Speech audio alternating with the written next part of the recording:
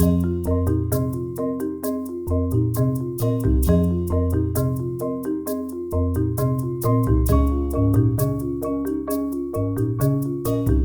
2020. godinu većina nas pamti tako što je krenula pandemija korone i po lošim stvarima, a tebi su se zapravo desile neke divne stvari. Bio si na Fulbrightu u Americi i na 2 različita mesta. Prvo Tucson, Arizona. I bilo bi lepo da s nama podeliš iskustva vezano za tu stipendiju. Ono što je meni bilo zanimljivo je da si izabrao homestay, da si izabrao da živiš u jednoj američkoj porodici. Pa mislim da je možda to zanimljivo za početak, jer različito ljudi zamišljaju kako izgleda uopšte život stipendiste na tako jednoj prestižnoj stipendiji, pa kako izgleda život u Arizoni u porodici? Ispostavit će se sjajno, iako da, to je bila ta 2020. godina i kako bi ljudi rekli, poslednji voz. Ja sam otprilike poslednji avion uhvatio za Ameriku i odmah mi je inače nuđeno da se vratim sa ovog programa. Dakle, da eto, Fulbright misli na sve ako želite i da se vratite kući, ali ja sam rekao ne, sada kada sam otišao kreće ta avantura, pa kako bude bilo u ovim novim okolnostima u kojim smo svi bili. I možda je i upravo ta korona, između ostalog, razlog te spone sa porodicom u čiju sam kuću došao. Možda je to samo intenziviralo, ali možda i ne. Možda bismo se inače baš sjajno poklopili. Dakle, da, ja sam rekao sebi, idem na, pošto je to bio u pitanju predprogram akademskog engleskog, dakle pre oficijalnog master programa na koji ću kasnije otići, ja sam rekao, hajde bar tih 5-6 meseci da vidim kako je živeti u jednoj porodici koja je ceo život u Americi. I naravno, to su po običaju dosta velike porodice, oni imaju 3 dece, pa onda kad se na to doda 5-6, a sada čeka i 8 unuče, onda znate kako to otprilike izgleda i onda se na kraju tog puta ispostavilo da sam ja prihvaćen otprilike kao 4. dete, da su se neki od ovih čak malo i bunili, kao ko je sada najvoljeniji, ko je na prvom mestu. Tako da to je se ispostavilo kao odličan izbor i prosto da čovek ne poveruje da tamo u nekoj Arizoni, u Tucsonu postoje neki ljudi koji su zapravo vrlo slični, ispostavit će se da su oni generacija mojih roditelja, ali ja negde da se osjećam kao da sam otprilike tamo odrastao. To možda nam neposredno govori koliko su zapravo naše kulture na onaj način vezane i kada mi stalno to promišljamo, jesmo li mi više bliži istoku i zapadu, to mi između ostalog možda pokazalo da mi ipak više živimo taj način života zapadne Evrope pa i same Amerike. I meni je sjajno bilo zato što Amerikanci imaju taj običaj da oni se okupljaju oko večere, svi zajedno tada sede i to je prosto bio taj običaj i tu smo se mi nekako izbližili i tu sam ja imao prilike zapravo da postavim najraznoraznija pitanja o životu u Americi koje ne možete videti ni u filmu, ni pročitati u časopisu, niti, ne znam, na univerzitetu možda izučiti. To su stvari, ne znam, od toga kako funkcioniše njihova osnovna, srednja škola, ne znam, pričali smo o najraznoraznijim običajima od rođenja, sahrana, venčanja, do toga kako izgleda biti član porote na sudu, pošto je taj, moj američki otac imao između ostalog i tu ulogu. I zapravo tu dobijete tu prvu nadgradnju, dakle sva ona pitanja i neke predrasude koje imate u Americi možete iz prve ruke da proverite, a dobijate i neku tu toplinu koja nama, ispostavit će se koliko god da smo, ne znam, jaki ili spremni na te avanture, manje više u nekom trenutku nedostaje. Dakle, da imate nekog svog, jer je to ipak velika razdaljina biti odvojen od svoje zemlje. Tako da taj spoj je bio zaista nešto neverovatno i plus kada se uzme u obzir da je ta porodica zanimljiva po tome što oni imaju svoj porodični pop, rock, funk band. Tako da je kuća bila po ceo dan puna muzike, što je meni inače važno, jer ja sam završio osnovnu muzičku školu. Si svirao nešto u porodici? Nisam svirao, ali sam odlučio na kraju da snimimo njima film, mini film, dokumentarac, dakle da primenim i to svoje znanje koje sam tamo usavršio, tako da se ja posle vraćam na kraju ovog oficijalnog programa o kojem ćemo pričati, dakle u Njujorku, i da zapravo ih predstavim kroz tu muziku i koja njih nekako onako drži, mislim, i tu porodicu na okupu, a koja i meni u tim trenucima mnogo nekako značila, jer kada čujete po ceo dan neku pesmu, svakako, mislim, vam je život na neki način lakši. I sad rastaješ se s tom porodicom, verovatno je bio i neki party tim povodom, ali odlaziš u Njujork. I odlaziš na NYU koji je zaista jedan od najprestižnijih svetskih univerziteta. Imala sam sreću da budem takođe tamo. Hajde da vidimo kako to izgleda, jer si tamo radio ono što je tvoj posao, novinarski posao, master iz produkcije news dokumentaraca, pa da vidimo s jedne strane što si dobio u tom profesionalnom smislu. Ono što je svakako važno vezano je za novinarstvo, ali što si još dobio na NYU? Da. To je bio šok, jer iz te neke, da kažemo, topline u svakom smislu i po temperaturi i topline u kući u smislu da imate tu neku porodicu koja vas je potpuno prihvatila i ispratila uz suze, odlazite u jedan potpuno drugačiji svet. Tu se vidi ta veličina Amerike, koliko ona u sebi sadrži različitosti uopšte u načinu života i koliko je neki New York, grad zapravo New York, posebna priča, ja bih rekao može da bude posebna država za sebe. Tu dobijete onaj prvi šok kada vi imate neku sliku o New Yorku i naravno kada sam dobio tu informaciju da sam primljen na NYU, bio sam presrećan i naravno svima, pa čak možda i najvećim mrziteljima Amerike je nekako taj New York inspirativan i volili bi da ga vide i naravno sam bio presrećan. A onda zapravo čovek kada zaista se nađe tamo, a da nije turistički, shvati koliko život zapravo može da bude veoma težak i prepun nekih izazova, jer ono što je po meni glavna impresija o New Yorku je da on nekako vas vreba u stvari sa svih strana. Dakle, vi možete samo da idete ulicom i da zapravo, ako ste imali neki cilj, da vrlo brzo odlutate sa tog cilja. Jer ono kao, imate ovo zanimljivu prodavnicu, imate zanimljiv restoran, a ovde se događa neko muzičko dešavanje na ulici, besplatan koncert je tu, ovde neko igra, ovde će neko želiti nešto da proćaska sa vama i da potpuno vas i sad u svom tom, da možemo ga nazvati, nekom kreativnom ludilu, vi treba da ostanete na svom putu i na svom cilju zbog kojeg ste zapravo došli, a to su bile te studije. I onda zapravo to kad govorimo, bez obzira šta ja tu profesionalno učim i usavršavam se, zapravo vas nekako ova stipendija čeliči za život i uči vas da i pored svih izazova koje mi imamo, naravno, svi u životu inače, nevezano za sam New York, vi nekako morate da se izborite i da ostanete na tom svom putu. A to je, kažem, u New Yorku sve, ja bih rekao, 1000 puta teže, zato što je sve nekako prenaglašeno.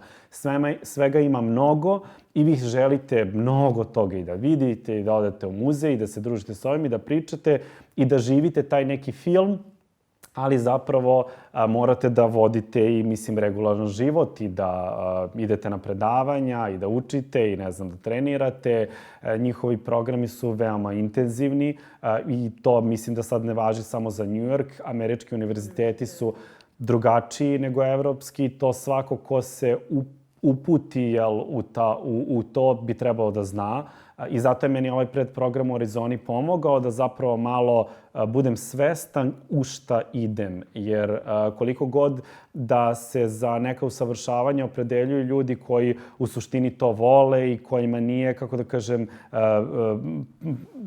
ta strano, kako da kažem, da provode i sa knjigom i sa bilo kakvim, mislim, istraživanjima vremena, znamo koliko ona oduzimaju, opet se nađete u nekom potpuno drugačijem sistemu, gde je intenzitet iz nedelje u nedelju, gde se radi i gde nema ono kao, ok, ostavit ću nešto za kraj semestra da pripremim ili ću to, bilo da je profesor kao tad ću intenzivnije raditi sa studentima ili je student tad ću kao da se više sretnem sa profesorom, tako da to sve treba negde da se procesuira i plus sve to što pruža taj New York i onda, kažem, to je zapravo veliki jedan životni izazov gde vi učite dosta o sebi, kako se snalazite u tim preintenzivnim situacijama, ali vas na neki način i čeliči da sve novi izazovi koji budu dolazili u životu za vas nekako možete da se nosite sa njima, jer ste prošli ovaj jedan preintenzivan trening koji je u mom slučaju trajao 1,5 dana.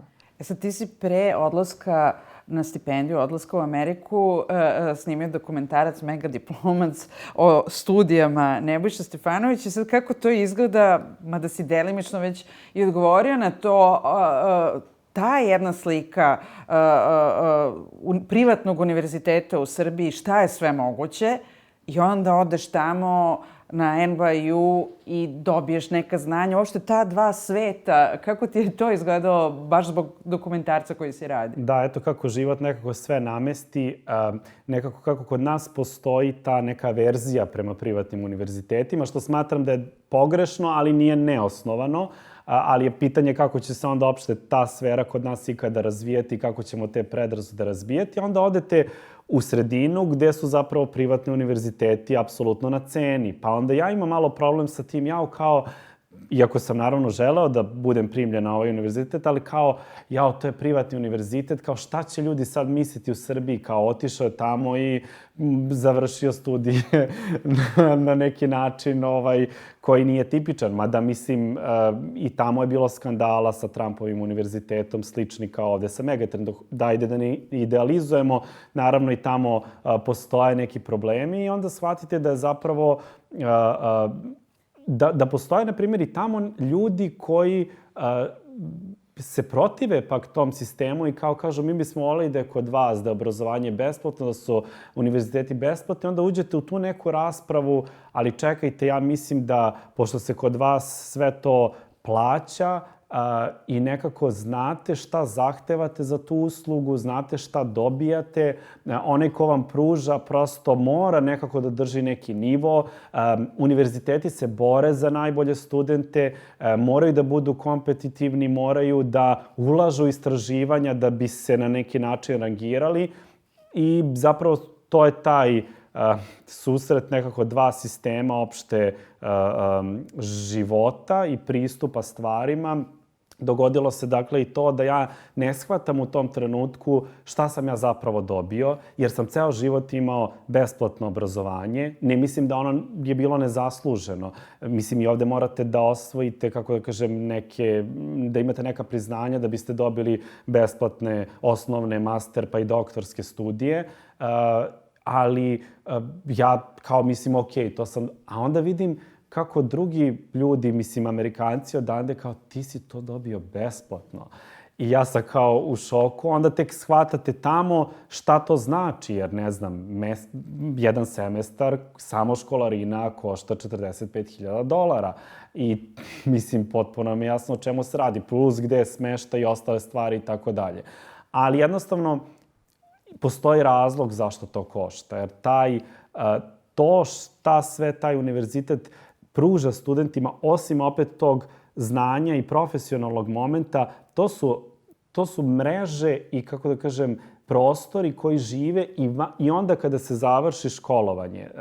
Prosto taj način kako su ljudi tamo uvezani, kako postoji ta kultura kontakata između profesora i studenata, da vas dalje posle podrže u vašem radu, da vam šalju preporuke, da vas usmere kod nekih poslodavaca, da vas spoje, da se vi vraćate u te sredine, da im nudite, to je ono nešto što je divno. Nekako imam osjećaj da kod nas malo svi želimo kao da pobegnemo, samo kao da završim, da dobijem tu diplomu i da bežim, a ne da se nekako vratimo, udružimo i vidimo šta mi posle možemo i kao mladi stručnjaci da ponudimo našem univerzitetu, šta on može nas. Dakle, neguje se taj odnos. Važno je gde pripadate, kom univerzitetu pripadate, da ste u toj nekoj grupi i to su divne stvari. A pretpostavljam da si naučio mnogo više od toga što je produkcija dokumentaraca. To je sad jedna strana priče koju ćemo na kraju o tome šta ti donosiš zapravo nazad. Ali što se još uči na Američkom univerzitetu? Ja pretpostavljam, recimo, meni se često dešava da mi studenti na 4. godini dođu i kad započnem neki razgovor, su moji predmeti na 4. kažu da ih do tog trenutka niko nije pitao za mišljenje. I meni je to i dalje neverovatno da dođete do 4. godine fakulteta da vas niko ne pita šta mislite. Pa pretpostavljam da je u tom smislu studiranje u Americi drugačije iskustvo. Da, ja sam tu najpraktičnije video šta znači demokratija i šta znači neka vrsta jednakosti. Naravno, nije to idealno, opet stalno mi je bitno da se kao, ne misli ljudi kao uđeš na univerzitet i sad se ti je naučio svemu. Ali mi ovde nekako samo baratamo tim pojmovima demokratija i jednakost, a tamo se oni ipak žive.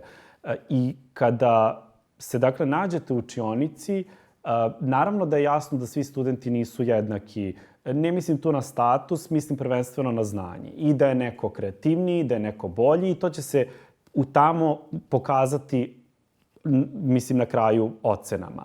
Međutim, dok smo u učionici, to nekako ne sme da se vidi i nema onoga kao što sam se ja susretao kroz svoje školovanje. Znate, i u osnovnoj školi u prvom razredu se vidi otprilike ko je tu vispreniji, ko nije i nekako se ti ljudi favorizuju do 8. razreda, to se zna, on je takav i možda može nekada, pa ne bih rekao, ajde da kažem, manje da zna od nekoga, ali će mu se možda na neki način progledati kroz prste, dok se sa učenicima koji možda ne pokazuju u početku veliko interesovanje ili neko predznanje, održava status quo i nisam siguran da naš obrazovni sistem i sa takvim ljudima radi. Ovde ta razlika apsolutno je. Znači, svi smo jednaki. Možda ti imaš više znanja, potrošit ćemo možda više vremena na ovoga, ali ćete vas dvoje morati da razgovarate, da se slušate. Možda će tebi biti dosadno šta će neko reći ili će ti zvučati naivno, jao Bože, kako to sad pita? I kod nas bi otprilike tako bio komentar. Jao, šta je sad? Ma neću ja to uopšte da slušam, sad ja tu, jel tako, čačkam telefon ili kao da izađem ja i tako dalje.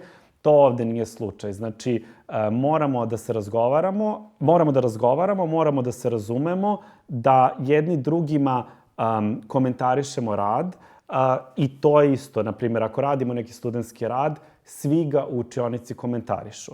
I takođe, vama možda nije u datom trenutku stalo do nečeg mišljenja, ali morate da naučite da ga čujete, vrednovali ga ili ne. A na kraju se ispostavi da svako će vam zapravo nešto dobro reći, jer to možda nije vaš ugao gledanja, ali će vas na neki način preispitati i učiniti da se vi negde dovedete u pitanje svoje rad i da ga možda na neki način izmenite. I onda sam zapravo video šta to znači. Aha, vidiš, ovde smo zaista se trudimo da svi budemo jednaki, iako nismo. Dakle, to nije bukvalna jednakost, svi izgledamo isto ili nosimo uniforme ili ne znam nija šta, nego jednaki u pristupu tom, na kraju krajeva, obrazovanju. Imamo svi jednako vreme da nešto prodiskutujemo, imamo svi jednake mogućnosti da budemo uključeni oko iste stvari, a ne samo deo tog razreda kao što je ovde slučaj, pa onda tako nekako i mi gradimo te elite, kao sad sam ja jako važan i sad ću kroz ceo život da budem važan, a ovi su negde nevažni, rade te stvari, to se prosto tamo ne događa. I to jeste mi bilo kao u početku šokantno, čak sam ja u prvom semestru mislio kao da ja tu sad gubim mnogo vremena jer imam nekog predznanja, takođe, zato što sam, opet neki ljudi su iskusniji, ja sam imao i tog novinarskog iskustva, neki nisu. Sad ja sam stvarno neke stvari znao, ali onda na kraju shvatite da zapravo to vrlo ima smisla i da se učite i nekom strpljenju i da čujete nekog drugog i da se uvažavate i da se to onda nekako preslikava i na ulicu i na sve druge sfere i zapravo tu onda vidimo koliko je ta važnost škole u nekom svakodnevnom životu i to mi je nekako onako baš razlika i baš utisak veliki. Pre nego što krenemo na kraj, šta si donao iz Amerike, ti si poslao i divne fotografije iz Amerike, ali ovo što govoriš sve vreme je nekako puno slika, bez obzira da li pričaš, odmah se čovjek zamisli tu porodicu u Arizoni ili kako iz Queensa ideš ka Donjem Manhattanu i tako dalje. Puno je tu slika. Ako bih ti sad rekla da jednu sliku izabereš koja ti je prva onako kao flash se pojavi kad kažem tvoj Fulbright u Americi, šta bi bila ta slika? Pa to je jako teško, zato što je, mislim, možda i dobar odgovor, jer zapravo govori koliko vi za to relativno kratko vreme od 2 godine zapravo koliko slika dobijete. Mislim, ja bih tu morao da izdvojim Arizonu i New York. Mislim, u Arizoni bi mi definitivno slika bila ta porodica. u Njujorku bi mi definitivno neka univerzitetska atmosfera, jer ja sam takav, ja sam zaista baš dosta tome posvetio. Naravno, možda bi mi neka opera, Met, isto došla. To je nešto što ja volim i mislim uz neki studentski popust koji sam koristio. Možda nije loše i te stvari istaći, koliko možete se takođe naći na nekim mestima na kojima regularno možda ne biste mogli kao student, koliko se, na primjer, isto uvažava student tamo, gde ja mogu kartu od $300 da dobijem za $25 i da sedim na najboljim mestima u Metropolitan Operi, što jeste bio, mislim, negde, kažem, moj san, jer ja to prosto volim. To me inspiriše u tom radu, tu se opuštam i odmaram od tog ludila Njujorka. To su isto, na primjer, prednosti ovog programa, što možete da dođete na neka mesta na koja inače kao redovan turista ili građani možda ne. Da, to definitivno. Sad, vidi se svega što si rekao koliko si ti dobio tim odlaskom u Ameriku. Šta sad kad si se vratio? Šta ćeš ti da daš svojoj zajednici ili ovde gde si se vratio, a da ima veze sa onim što si tamo video ili naučio? I to delim negde na dve stvari. Na ono što je onako, kako da kažem, opipljivo. I tu je super stvar što je čitav ovaj moj profesionalni put podržala kompanija za koju ja radim. To je trenutno televizija N1 i United Media. Dakle, nisu me rekli, pa dobro, idi ti usavršavaj se i ćao. Kako bi to možda bio kod nas slučaj. To je isto dobar primer te saradnje. I dobro je što su oni voljni da sada čuju šta mi možemo u smislu produkcijskom da unapredimo kada radimo na dokumentarnim filmovima i mi sada pravimo na N1 jednu mini, pa možemo reći, dokumentarnu redakciju. Pokušavamo zaista i tehnički da to podignemo na neki nivo, ali da vidimo i novinarski šta može tu bolje da se uradi. Ja mislim da je to sjajna stvar zato što nekako kod nas je ta produkcija na nekom niskom nivou.